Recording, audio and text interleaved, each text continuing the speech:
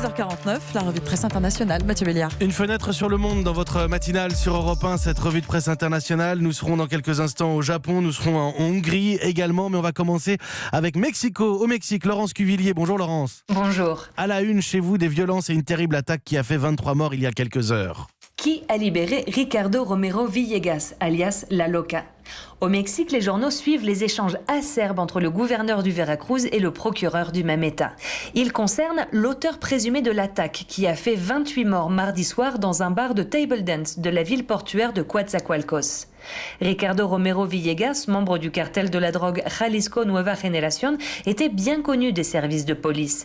Mais bien qu'arrêté à plusieurs reprises, il était toujours libéré très rapidement. Par qui ? Voilà tout le mystère. Le quotidien El Universal raconte que le drame est vite devenu le prétexte d'une chasse aux sorcières.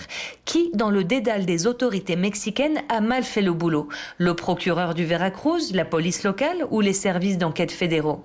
Le journal en ligne Sin Embargo publie des documents prouvant que le malfaiteur était en tout cas passé par tous les services. Et étant donné sa carrière criminelle déjà bien fournie, il n'aurait dû en aucun cas être en liberté. S'il avait été derrière les barreaux, le massacre aurait peut-être pu être évité. Mexico, Laurence Cuvillier, Europe 1. Merci Laurence. Bernard Delattre à Tokyo, au Japon. Bonjour Bernard. Bonjour Mathieu. Les Japonais inquiets de voir un système de retraite au bord de la faillite, et c'est à la une chez vous. Oui, tous les journaux télévisés ouvrent sur le sujet, car le Japon va dans le mur en la matière. C'est le pays du monde qui compte le plus de personnes âgées, 28% de sa population, et elles vivent de plus en plus vieux grâce à l'allongement de l'espérance de vie. Donc il y a de plus en plus de retraites à payer, et pendant plus longtemps. Oui, mais il y a de moins en moins d'actifs pour payer ces retraites. À cause de la dénatalité, il n'y a pas assez de jeunes qui rentrent sur le marché du travail pour remplacer les vieux qui partent à la retraite. Donc le gouvernement vient d'annoncer que le montant des pensions de retraite allait dégringoler à l'avenir. Le ministère des Finances recommande même à chaque Japonais d'économiser 20 millions de yens, 200 000 euros, avant l'âge de 65 ans, car la pension de retraite ne lui permettra pas de vivre décemment. Le sujet est aussi le plus discuté sur les réseaux sociaux, avec beaucoup de commentaires très anxieux sur le thème « Vais-je vieillir, puis mourir sans un sou ?» Le grand quotidien économique Nikkei prône le report de l'âge légal de départ à la retraite à 67 ans, contre 60 à 65 aujourd'hui, selon les secteurs.